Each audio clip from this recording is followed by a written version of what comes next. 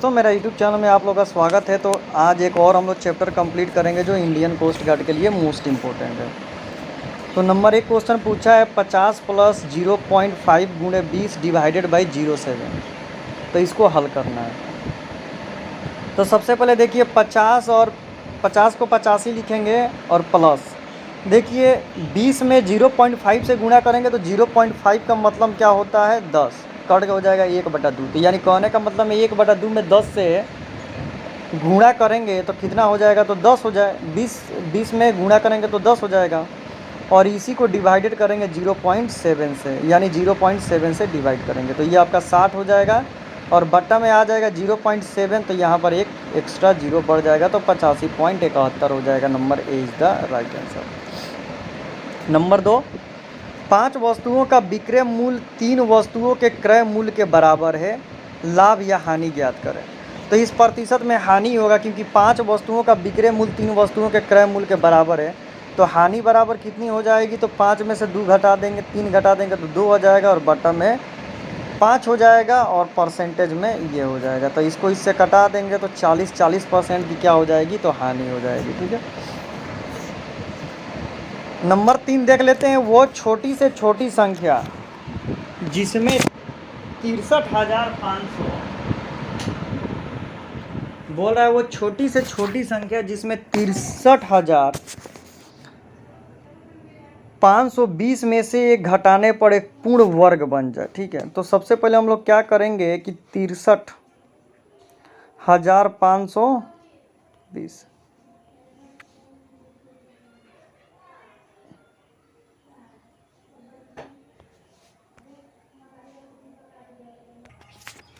तो दोस्तों करना क्या है कि इसको भाग विधि द्वारा क्या करना है, तो भाग निकालना है और जो शेष आ जाएगा वही हमारा राइट आंसर हो जाएगा। तो नंबर 16 हो जाएगा। नंबर 4, 100 तक की गिनती में 5 अंक कितनी बार आते हैं। अब क्या करें, गिना जाए। 1 से 100 तक गिनती करेंगे हम लोग। 1 से 100 तक की गिनती में 5 अंक कितनी बार आएंगे, तो क्या आएगा भाई। देखो 5,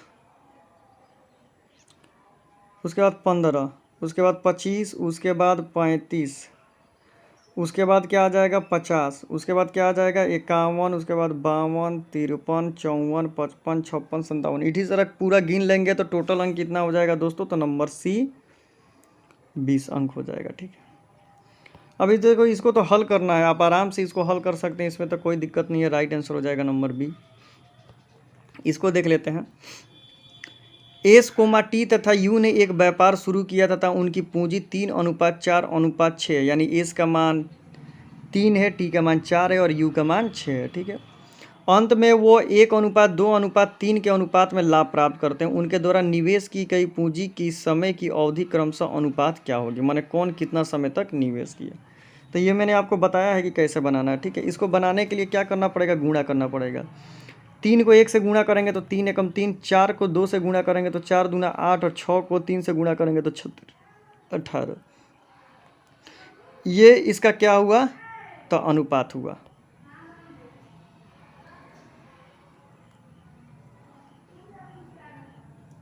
ये इसका क्या हुआ, अनुपात हुआ। अब इसी अनुपात में हम लोग क्या करेंगे, तो बनाएंगे। ठीक, इसी अनुपात में बनाकर इसको क्या कर देंगे, तो सॉल्व कर देंगे, हो जाएगा। नंबर 7, 3 संख्याओं का योगफल 225/45 है।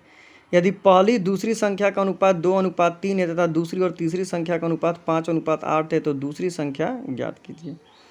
ये देखिए, ये जो अनुपात दिया हुआ है तो ये अनुपात आप आसानी से पहली और दूसरी संख्या करके बना सकते हैं, कोई दिक्कत नहीं होगा। नंबर 8, 35 परीक्षणों का औसत 21 है। ठीक है। तो टोटल कितना हो जाएगा, तो 21 में 35 से गुणा कर देंगे तो टोटल हो जाएगा 735। पहले 17 परीक्षणों का औसत 19 है, तो फिर 17 में 19 से गुणा कर देंगे तो 323। और अंतिम 17 का 22 है, तो उसमें क्या कर देंगे, 22 में 17 से गुणा कर देंगे तो 374। ठीक है।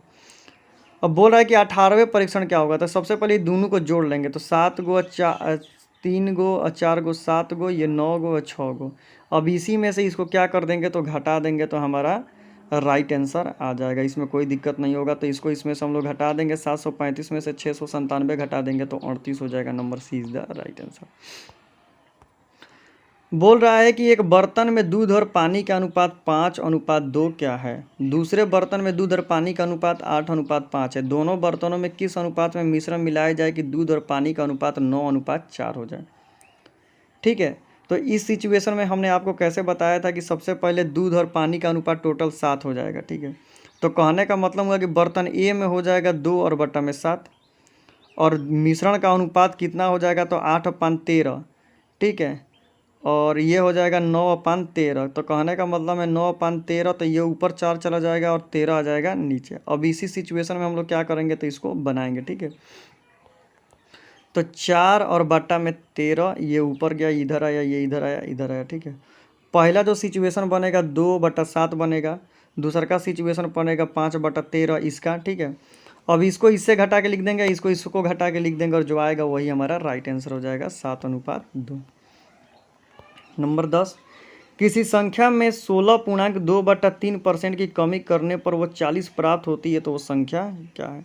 तो मान लिया कि वो संख्या x है, तो x में वो संख्या x है, तो x में 16.2/3 घटाएंगे और इसका परसेंट निकालेंगे तो 40 प्राप्त होता है। तो इसी समीकरण को क्या कर देंगे, हल कर देंगे तो हमारा राइट आंसर आ जाएगा 48। इस सिचुएशन में हम लोग बनाएंगे। नंबर 11, दो संख्याओं का योगफल 119 है, उनमें से उनका मौसौ तथा लौसौ 17 तथा 170 है, तो संख्या का व्युत्क्रम का योग क्या होगा।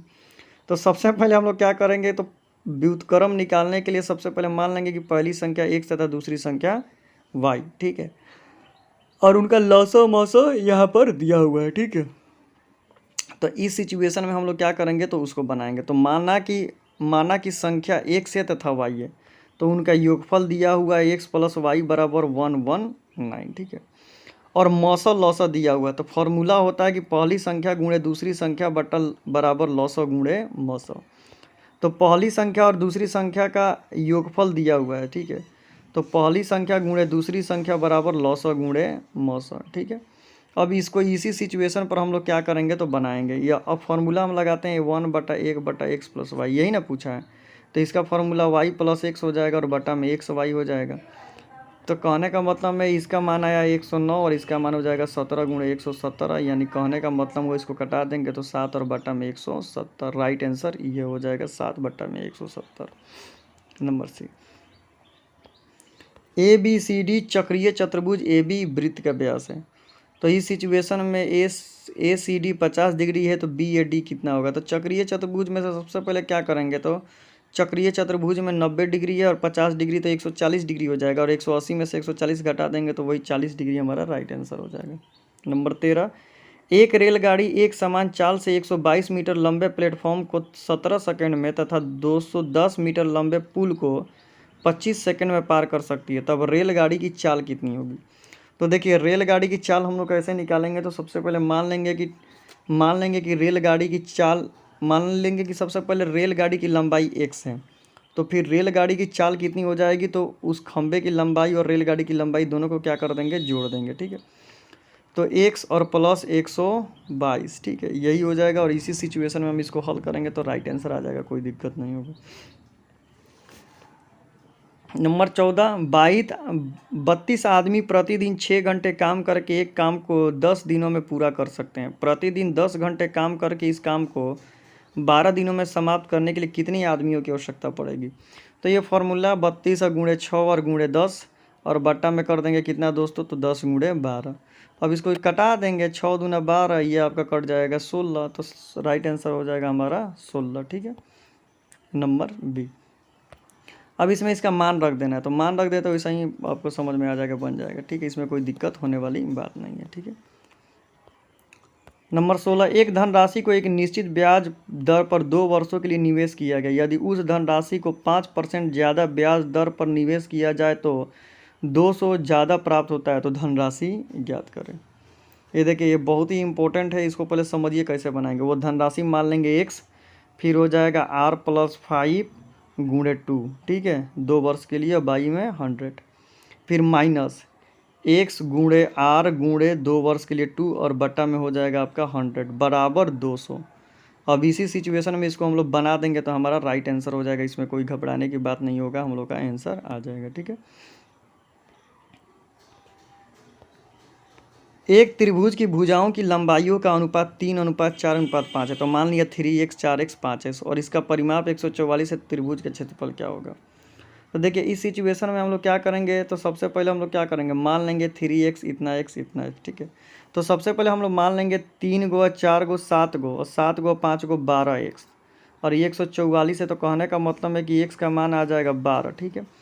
तो देखिए यहाँ से पहली संख्या a बराबर हो गया 12 24 36 36 हो जाएगा। b कितना हो जाएगा 12×4 48 और c कितना हो जाएगा 12×5 = 60।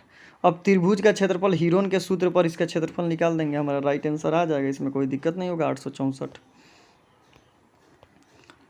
अब देखिए इसमें मान रख देना है, 4 sin² theta plus 3 cos² theta बराबर 4 है। तो tan थीटा का मान क्या होगा?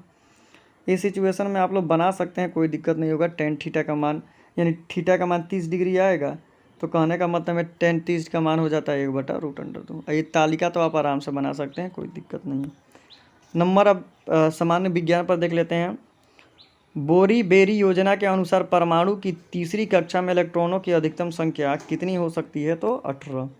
नंबर 22, सैद्धांतिक रूप से सभी गैस शून्य आयतन प्राप्त करती हैं तब तापक्रम कितना होता है? तो -273 degree Celsius.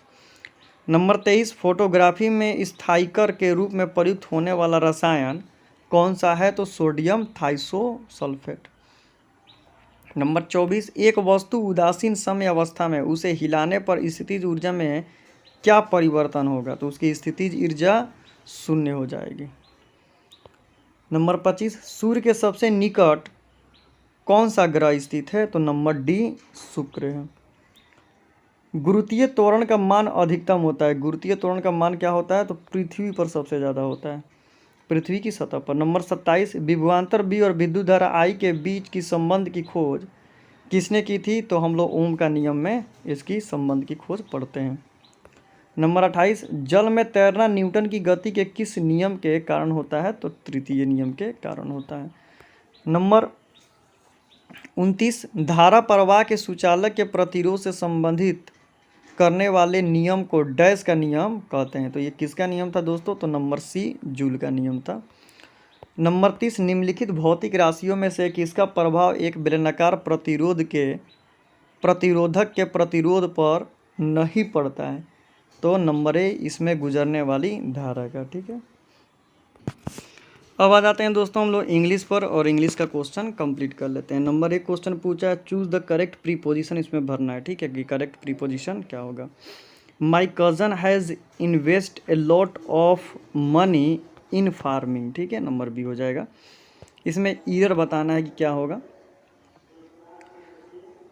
The religions arguments is not to the only, it is not to the only basis over which the case of animal right rest, यही हो जाएगा, नंबर बी हो जाएगा। या कहने का मतलब है लोड्स ऑफ मनी वाला हो जाएगा, तो नंबर बी। नंबर 33 देख लेते हैं। एक्टिव वॉइस है एक्टिव वॉइस है पैसिव वॉइस में इसको कन्वर्ट करना है, ठीक है। The main skill we seek to the develop include analysing and interpreting. 33 का क्या हो जाएगा दोस्तों? तो नंबर बी हो जाएगा। The main skill sought to develop by the include the analysing and interpreting, ठीक है। नंबर 34 देख लेते हैं। Change the giving sentence into the indirect speech, यानी डायरेक्ट से इनडायरेक्ट स्पीच यानी नरेशन में इसको कन्वर्ट करना है। This world he said is full of sorrow, wish that I were dead. Number C हो जाएगा। He absorb that the world is full of serow, he wish to be dead. Number 35, grammatically correct meaningful इसको क्या करना है, बनाना है। People voted them out in recent election, तो number C हो जाएगा। Number 36, choose the sentence below with the correct punctuation mark, इसमें भी नहीं है, दोनों में से कोई नहीं है, नंबर डी हो जाएगा। I was late for school this morning, the bus was fall and I had to walk. Number 37,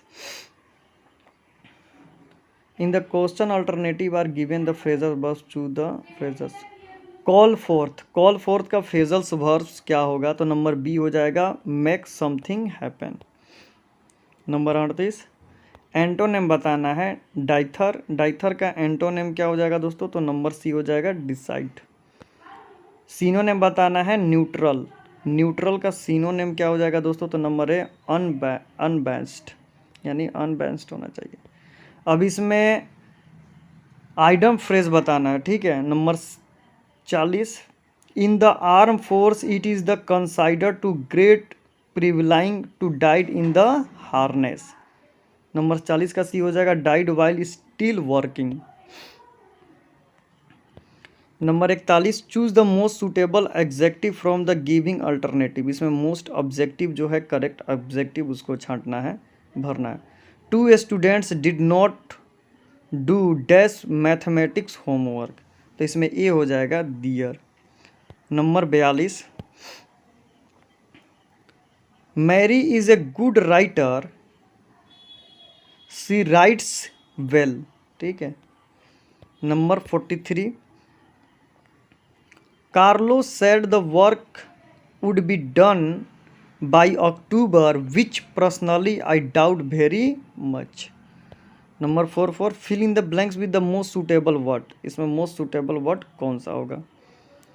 Shalini was not deterred by the Christians and paid no needed even her best friend talked against her, ठीक है। तो number D हो जाएगा। Number 45 one substitute शायद बताना है ए remedy for all disease,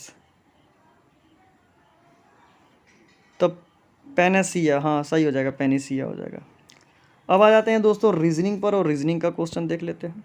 number 46 जैसे घनिष्ठ का संबंध अपरिचित से है उसी तरह दिलचस्पी का संबंध उदासीनता से है।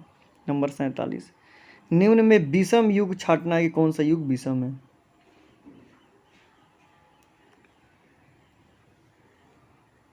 इसमें से क्या होगा भाई? इसको घटाते हैं। 1046 में से 23 को घटाएंगे तो 23 हो जाएगा। 92 में से 59 को घटाएंगे तो 23 हो जाएगा। 94 में 1517 में से 94 को घटाएंगे 23 हो जाएगा, लेकिन इसका तो 23 नहीं होगा, तो number D is the right. Number 48 121 112 97 11, ये क्या कर रहा है भाई? तो पहली दफ़ा में इसमें से 9 घटाया है, उसके बाद इसमें से 8 घटाएगा, तो उसके बाद 7 घटाएगा, उसके बाद 6 घटाएगा, उसके बाद 5 घटाएगा, यानी इसमें से 7 घटाएंगे, तो 7 घटाएंगे तो कितना हो जाएगा? 104, यानी number B is the right answer. Number 49 अपने पड़ाव से प्रत्येक 40 मिनट पर इलाहाबाद के लिए एक बस रवाना होती है। एक इंक्वायरी क्लर्क ने एक यात्री से कहा कि 10 मिनट पहले एक बस चली गई और अगली बस 9:45 पर सुबह इलाहाबाद के लिए रवाना होगी। बताइए कि पूछताछ क्लर्क ने अपनी यात्री को यह जानकारी कितने बजे दी थी? तो सबसे पहले 9:45 है, ठीक है, और चली गई है बस